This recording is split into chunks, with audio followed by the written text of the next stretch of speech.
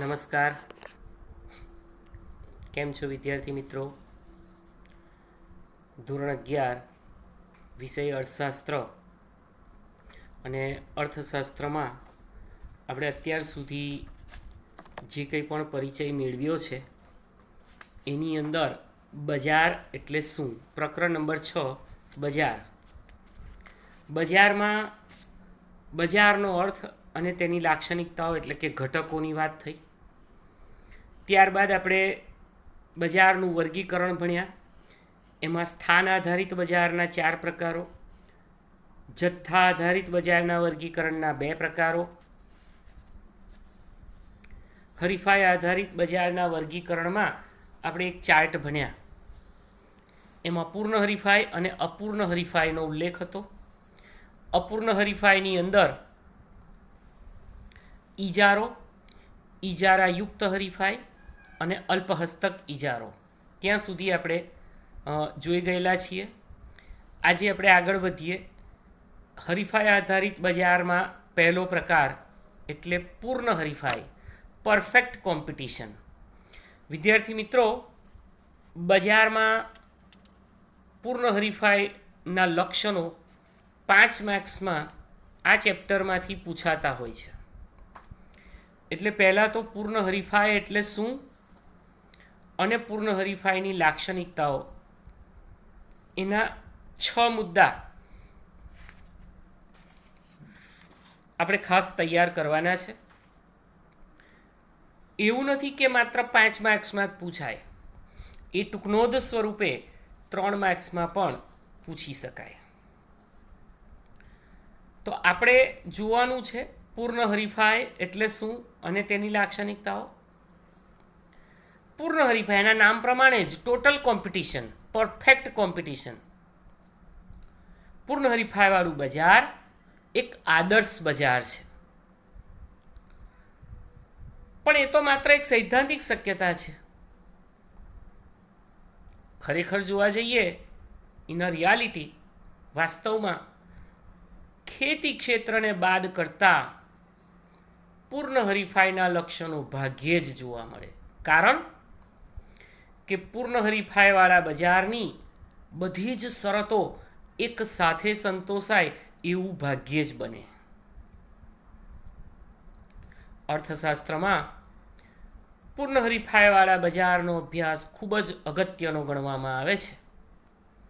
એનું કારણ એ જ કે આ અભ્યાસને આધારે આપણે બજારની મોટા ભાગની લાક્ષણિકતાઓ કે શરતોથી પેઢીની વર્તણૂકને સમજી શકીએ છીએ. પેઢીની વર્તણૂક ખબર પડે.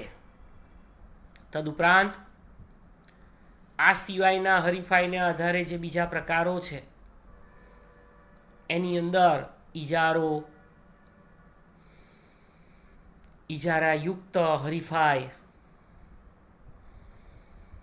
અને અલ્પહસ્તક ઇજારાવાળા બજારને સમજવા હોય, જે આના પછીની 3 ટૂંકનોંધો છે, પ્રશ્નો છે પરીક્ષાલક્ષી, તો તે માટે પણ પૂર્ણ હરીફાઈવાળું બજાર આપણા માટે ખૂબ જ ઉપયોગી સાબિત થાય છે. તો પૂર્ણ હરીફાઈ એટલે શું? વિદ્યાર્થી મિત્રો, અહીંયા 2 અર્થશાસ્ત્રીઓના મતે વ્યાખ્યા આપેલી છે. શ્રીમતી જ્હોન રોબિન્સન અને પ્રોફેસર લેફ્ટવિચ. તમને જે યોગ્ય લાગે, જે આવડે તે તૈયાર કરવાની, મોઢે કરવાની. હું બંને સમજાવું છું. શ્રીમતી જ્હોન રોબિન્સન કહે છે કે પૂર્ણ હરીફાઈ ત્યાં અસ્તિત્વ ધરાવે છે જ્યાં ઉત્પાદકની ઉત્પાદિત વસ્તુની માંગ સંપૂર્ણ મૂલ્ય સાપેક્ષ હોય. વિદ્યાર્થી મિત્રો, તમે માંગના ચેપ્ટરમાં સંપૂર્ણ મૂલ્ય સાપેક્ષ માંગ ભણી ગયેલા છો. જે મૂલ્ય સાપેક્ષતાના પ્રકારો આપણે જોયા હતા એની અંદર પહેલો જ પ્રકાર સંપૂર્ણ મૂલ્ય સાપેક્ષ માંગ, જેનો જવાબ હંમેશા અનંત આવતો હતો સંપૂર્ણ મૂલ્ય સાપેક્ષમાં.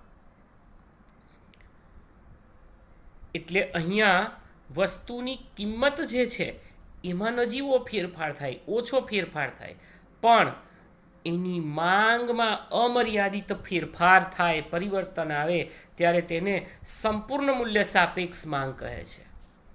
જે આપણે ત્રીજા પ્રકરણમાં માંગની મૂલ્ય સાપેક્ષતાના પ્રકારો ભણ્યા હતા એમાંનો પહેલો જ પ્રકાર સંપૂર્ણ મૂલ્ય સાપેક્ષ માંગ, અને જેનું મૂલ્ય હંમેશા અનંત આવે છે એ આપણે જોયું. એટલે કે કિંમતમાં ઓછો ફેરફાર પણ એની માંગમાં અમર્યાદિત ફેરફાર.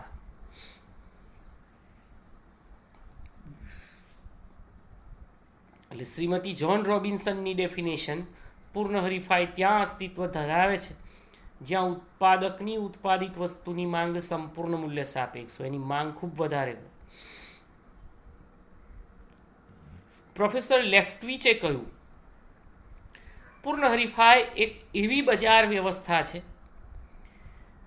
કે જેમાં બજાર કિંમતને અસર પહોંચાડી શકે તેટલી મોટી પેઢી સમગ્ર બજારમાં ન હોવા સાથે ઘણી પેઢીઓ સમાન ગુણી વસ્તુનું વેચાણ કરે છે. વિદ્યાર્થી મિત્રો, સમાન ગુણી વસ્તુ એટલે શું? એક સરખી ગુણવત્તા ધરાવતી હોય. રૂપ, રંગ, ગંધ, કદ, સ્વાદ, આકાર, વજન, ગુણવત્તા આ બધી જ બાબતોમાં સમાનતા હોય એને સમાન ગુણી વસ્તુ કહેવાય. તો સમાન ગુણી વસ્તુનું વેચાણ કરતા હોય, જ્યાં અસંખ્ય ખરીદનારાઓ અને વેચનારાઓ હોય એને પૂર્ણ હરીફાઈવાળું બજાર કહેવાય. તમને જે યોગ્ય લાગે, શ્રીમતી જ્હોન રોબિન્સન અથવા પ્રોફેસર લેફ્ટવિચ, તમારે એ વ્યાખ્યા કરી દેવાની છે. વિદ્યાર્થી મિત્રો, આ વ્યાખ્યાઓ સેપરેટલી તમને બી વિભાગ 1 માર્ક્સમાં પણ પૂછાય. પૂર્ણ હરીફાઈની વ્યાખ્યા આપો એટલે આપણે વ્યાખ્યા ખાસ તૈયાર કરવાની છે. ચલો હવે 5 માર્ક્સ અને 3 માર્ક્સ એવું પેન્સિલથી લખી રાખો સાઈડ ઉપર, 3 અથવા 5. પૂર્ણ હરીફાઈના લક્ષણો. પહેલું લક્ષણ, અસંખ્ય ખરીદનારા અને અસંખ્ય વેચનારા. વિદ્યાર્થી મિત્રો, અસંખ્ય વેચનારા અને અસંખ્ય ખરીદનારા. દરેક પ્રકારના બજારની અંદર પહેલું લક્ષણ ખરીદનાર વેચનારાઓની વિશેષતા જ દર્શાવતું હશે. પૂર્ણ હરીફાઈવાળા બજારની પ્રાથમિક શરત છે કે ત્યાં અસંખ્ય ખરીદનારા હોય અને અસંખ્ય વેચનારા હોય. એટલે કે આ બજારમાં ખરીદનારાઓ અને વેચનારાઓ અગણિત હોય છે. અગણિત, ન ગણી શકાય એવા, અનકાઉન્ટેબલ. આ બજારમાં અસંખ્ય વેચનારાઓ પૈકી કોઈ એક વેચનાર બજારના પુરવઠાનો ખૂબ નાનો અંશ વેચે છે. એનો સીધો અર્થ એ થયો કે આખા બજારના પુરવઠા ઉપર એ કાબૂ ધરાવી શકતો નથી, અને એટલે જ તે વસ્તુની બજાર કિંમત ઉપર અસર પણ પહોંચાડી શકતો નથી. ઘઉંનું ઉદાહરણ છે. ઘઉંનું કોઈ એક ખેતર હોય, ઘઉંનું ઉત્પાદન વધે કે ઘટે છતાંય ઘઉંના કુલ જથ્થા ઉપર અસર ન પાડી શકાય. એવી રીતે જ હવે દિવાળીના તહેવારો આવશે. નાના નાના બલ્બની હારમાળાઓ એટલે કે પેલી સિરીઝ આવે છે ને, એ પૈકીનો કોઈ એક બલ્બ પ્રજ્વલિત ન થાય ને તો પણ પ્રકાશના કુલ પ્રમાણ ઉપર કોઈ અસર ન પડે ભાઈ એની. એવા તો આપણે જૂની સિરીઝો કાઢીને મૂકીએ છીએ, ખબર કેટલાય બલ્બ અંદરથી ઉડી ગયેલા હોય, છતાં પણ સિરીઝ ચાલતી હોય છે. તેમ વેચનાર આ બજારનો ખૂબ જ નાનકડો ભાગ હોય તે વસ્તુની કિંમત ઉપર પોતાનો કોઈ પ્રભાવ પાડી શકતો નથી. જ્યારે ખરીદનારા પણ અસંખ્ય હોવાથી વેચનારની જેમ જ ખરીદનારાઓ પણ બજાર કિંમત પર માંગના ફેરફાર દ્વારા અસર નથી પાડી શકતા. તમે નહીં ખરીદો તો બીજો, ત્રીજો, ચોથો કસ્ટમર આવ્યા જ કરશે. માટે આ બજારમાં વસ્તુની કિંમત સ્વતંત્રપણે બજારીય પરિબળો એટલે કે માંગ અને પુરવઠો સંયુક્ત રીતે કિંમત નક્કી કરશે. આપણે ચોથા ચેપ્ટરમાં છેલ્લો મુદ્દો ભણ્યા, બજારમાં કિંમત નિર્ધારણ. આમ પૂર્ણ હરીફાઈવાળા બજારમાં વસ્તુની કિંમત વસ્તુની માંગ અને પુરવઠા દ્વારા નક્કી થતી હોવાને કારણે, અંડરલાઈન કરજો, તે પ્રાઇસ ટેકર એટલે કે કિંમત સ્વીકારનાર બની રહે છે. They are not price fixer or maker, they are price taker. Price acceptor, they have to accept the price. તેમને કિંમતો સ્વીકારવી પડશે. જો કિંમતોમાં ફેરફાર કરશે તો હરીફ આવી જશે. અને કસ્ટમરમાં પણ એવું, તમે નહીં ખરીદો તો બીજો ગ્રાહક, ત્રીજો ગ્રાહક, ચોથો ગ્રાહક, ગ્રાહકો આવ્યા જ કરશે. એટલે આ પહેલું લક્ષણ, અસંખ્ય વેચનાર અને અસંખ્ય ખરીદનાર. બીજું, સમાન ગુણી વસ્તુઓ. પૂર્ણ હરીફાઈવાળા બજારમાં સમાન ગુણી વસ્તુઓનું અસ્તિત્વ છે. હમણાં જ આપણે ઉપર વ્યાખ્યામાં વાત કરી કે ભાઈ સમાન ગુણી વસ્તુ એટલે એવી વસ્તુઓ કે જે રૂપ, રંગ, ગંધ, કદ, સ્વાદ, આકાર, વજન અને ગુણવત્તા જેવી બાબતોમાં એક સરખી હોય. બધી જ રીતે એક સરખી હોવાને કારણે તે એકરૂપ કહેવાય, સમરૂપ કે સરખી વસ્તુ તરીકે પણ ઓળખવામાં આવે છે. અને આ જ કારણથી બજારની તમામ વસ્તુઓ એકબીજાથી સંપૂર્ણ અવેજી હોય છે. એટલે કે તમે કોઈ જરૂરિયાત સંતોષવા માટે કોઈ એક ઉત્પાદકની વસ્તુ ખરીદો તો એવી જ જરૂરિયાત સંતોષતી બીજા ઉત્પાદકની વસ્તુ આપણે ખરીદતા નથી, કારણ સમાન ગુણી વસ્તુ. આ બજારમાં વસ્તુઓ સમાન ગુણી હોવાને કારણે ઉત્પાદકો, વેચનારાઓ પોતાની વસ્તુની જુદી જુદી કિંમત પણ લઈ શકતા નથી. જ્યારે ખરીદનારાઓ સમાન ગુણી વસ્તુઓ હોવાને લીધે તેમાં સામ્યતા એટલે કે એક સરખાપણું જોતા જુદી જુદી કિંમત ચૂકવવા પણ તૈયાર થતા નથી. સરવાળે આ બજારમાં વસ્તુની કિંમત એક સરખી જોવા મળે છે મિત્રો. કારણ એ જ કે આપણને ખબર છે કે 9 વોલ્ટનો બલ્બ, LED બલ્બ આપણે બજાજ કંપનીનો લઈએ, ફિલિપ્સ કંપનીનો લઈએ, ઓરેવા કંપનીનો લઈએ, પણ દરેકની ગુણવત્તા એક સરખી છે, વોલ્ટેજ એક સરખા છે. એટલે જુદી જુદી વધારે કે ઓછી કિંમતો, ફેરફારયુક્ત કિંમતો ચૂકવવા ગ્રાહક તૈયાર થતા નથી.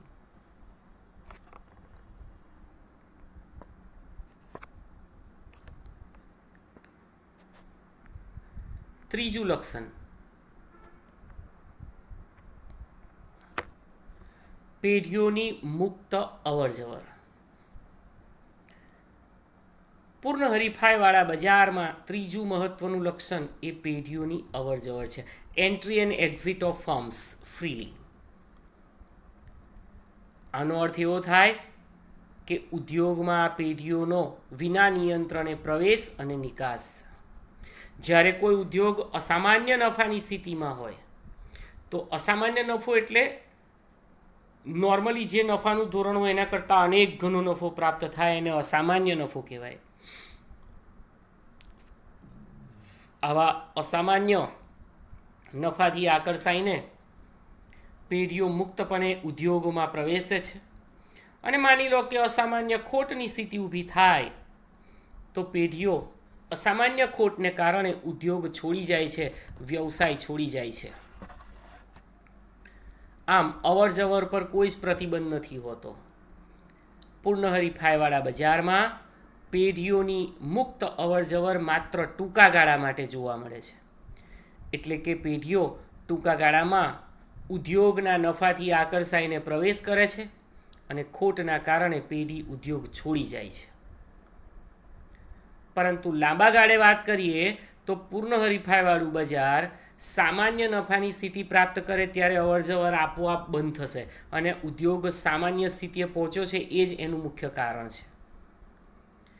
ત્યારે નવી પેઢીઓને આવા ઉદ્યોગમાં પ્રવેશવાનું કોઈ આકર્ષણ નથી રહેતું, તેથી પ્રવેશ બંધ થઈ જાય અને સામાન્ય નફાની સ્થિતિએ કોઈ પણ પેઢી ઉદ્યોગ છોડવા તૈયાર થતી નથી. એટલે કે નિકાસ પણ બંધ થઈ જાય. ક્યારે? સમયના લાંબા ગાળે. બજાર અંગેનું સંપૂર્ણ જ્ઞાન.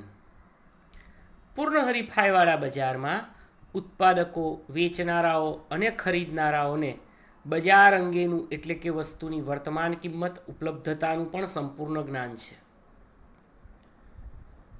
પૂર્ણ હરીફાઈવાળા બજારમાં ઉત્પાદક કે વેપારી અન્ય ઉત્પાદકો અને વેપારીઓએ કઈ કિંમતે વસ્તુ વેચે, અવેજી કે પૂરક વસ્તુ કઈ ગુણવત્તાએ વેચાય, બધાથી માહિતગાર છે. આથી આવા સમાન ગુણી વસ્તુ ધરાવતા બજારમાં કોઈ એક ઉત્પાદક કે વેપારી વસ્તુની જુદી જુદી કિંમત લઈ ભેદભાવ નથી સર્જી શકતો, અસમર્થ હોય છે. અને એટલે જ આ પ્રકારના બજારમાં દરેક વસ્તુની કિંમત લગભગ એક સરખી હોય છે, જે એક જ જરૂરિયાત સંતોષતી હોય. પૂર્ણ હરીફાઈવાળા બજારમાં ખરીદનાર એટલે કે ગ્રાહકો એ પણ વસ્તુની કિંમત અને ગુણવત્તા જેવી બાબતોથી માહિતગાર હોય છે, જેને કારણે કોઈ એક ગ્રાહક પાસેથી વધુ કિંમત લઈ નથી શકાતી. આમ ખરીદનાર અને વેચનાર પક્ષે બજાર અંગેનું સંપૂર્ણ જ્ઞાન હોવાને કારણે એક સરખી કિંમત પ્રવર્તમાન થાય છે. અને એટલે જ આ બજારની માંગ રેખા એ સંપૂર્ણ મૂલ્ય સાપેક્ષ બને છે. મિત્રો, સંપૂર્ણ મૂલ્ય સાપેક્ષ એટલે કિંમતમાં નજીવો ફેરફાર, પણ માંગમાં ઘણો બધો ફેરફાર. પાંચમું લક્ષણ, ઉત્પાદનના સાધનો સંપૂર્ણ ગતિશીલ. પૂર્ણ હરીફાઈવાળા બજારમાં ઉત્પાદનના 4 સાધનો હોય. અંડરલાઈન કરી રાખજો: જમીન, મૂડી, શ્રમ અને નિયોજક. ઉત્પાદનના કયા કયા 4 સાધનો? જમીન, મૂડી, શ્રમ અને નિયોજક. વિદ્યાર્થી મિત્રો,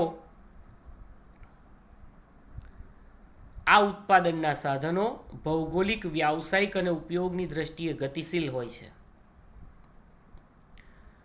પૂર્ણ હરીફાઈવાળા બજારમાં વસ્તુની કિંમત એક સરખી હોય છે. એવી જ રીતે ઉત્પાદનના સાધનોની કિંમત એટલે કે વળતર, જેમ કે જમીનને વળતર સ્વરૂપે શું મળે? ભાડું. મૂડીને વ્યાજ, શ્રમિકોને વેતન, નિયોજકને નફો.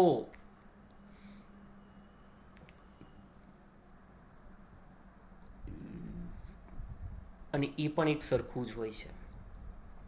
કારણ કે ઉત્પાદનના સાધનો સંપૂર્ણ ગતિશીલ હોવાથી તેઓ ઓછા વળતરથી વધુ વળતર તરફ સ્થળાંતર પામે, અને વારંવાર સ્થળાંતરને ટાળવા પેઢીઓએ એ લોકોને એક સરખું વળતર આપવું જ પડે, ફરજ પડે છે. નહીં તો એ લોકો નોકરી છોડીને બીજે જશે. શ્રમની વાત કરીએ તો. મૂડીની વાત કરીએ તો જ્યાં વધારે વ્યાજ મળે ત્યાં રોકાણ કરીશું, જ્યાં ઓછું વ્યાજ મળે ત્યાંથી ખેંચી લઈશું. છઠ્ઠું અને છેલ્લું લક્ષણ, વાહન વ્યવહાર ખર્ચનો અભાવ. પૂર્ણ હરીફાઈવાળા બજારમાં અસંખ્ય વેચનાર અને અસંખ્ય ખરીદનાર હોય છે. પૂર્ણ હરીફાઈના વિશ્લેષણમાં બજારમાં વાહન વ્યવહાર કુલ ખર્ચનો ખૂબ જ નાનો અંશ છે ભાઈ, ખૂબ જ નાનો અંશ, અને તે ગણતરીમાં લેવામાં આવતો નથી. એટલે વાહન વ્યવહારનો ખર્ચ શૂન્ય છે એવું સ્વીકારી વાહન વ્યવહાર ખર્ચની ગેરહાજરી આ બજારનું એક મહત્વનું લક્ષણ બની જાય છે. તમને પ્રશ્ન પૂછાય છે, પૂર્ણ હરીફાઈના સંદર્ભમાં વાહન વ્યવહાર ખર્ચ સમજાવો. 2 માર્ક્સ.